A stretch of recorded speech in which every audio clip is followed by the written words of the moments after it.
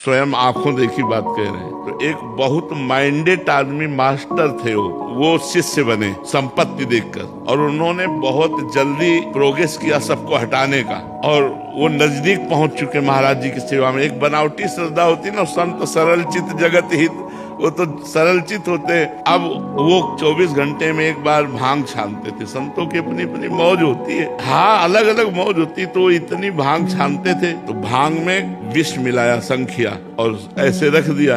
उन्होंने ऐसे उठाया, और सिद्ध संत थे ऐसे, और कहा जगदीश्वरानंद को बुलाया जाए। तो और शिष्य सब थे, जगदीश्वरानंद को बुलाया, तुरंत सबको बाहर किया, कहा बच्चा ये हमारे लिए। कांप गए।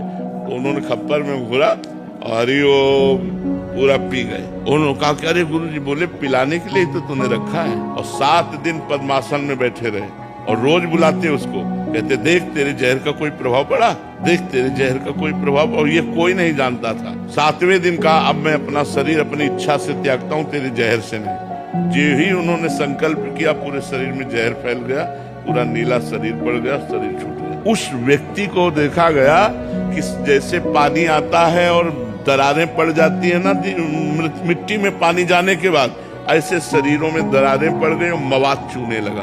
और वो चीख चीख के कहता, गुरु को जहर देने के कारण मेरी दुर्दशा हो रही, कोई बचा लो। चिल्लाता रहता रात दिन, पलकें ऐसे फैल गई, मवाद निकले।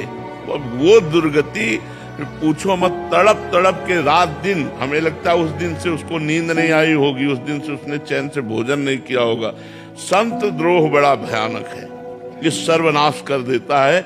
इसलिए चाहे गुरु भाई से हो या किसी अन्य संत से हो, कभी द्रोह न करे। वो गाली दे तो भी चरणों की तरफ ही झुके। संतों की चरणों की तरफ झुकने में ही मंगल है। कसम यमुना कसम, माँ कसम, भगवान कसम।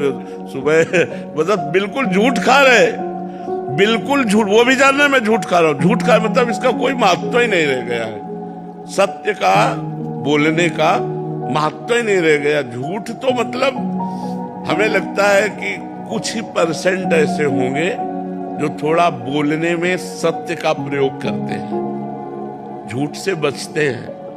नहीं, लगभग झूठ तो चल पड़ा है, नहीं चल पड़ा है झूठ तो बिल्कुल, मतलब लगभग चल पड़ा है। हेलो हेलो, कहाँ हो? हम मिलना चाहते हैं। इस समय तो आगरे में है, अब इस समय तो नहीं, बगल वाली गली में खड़े हैं।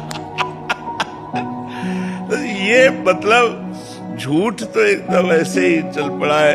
अब ये तो पता ही नहीं चलता कि आदमी बोल रहा है, सही बोल रहा है कि गलत बोल रहा है। अपने लोग विश्वास मानना पड़ता है, लेकिन आपको सच्ची बतावे, लगभग झूठ का प्रयोग हो रहा है।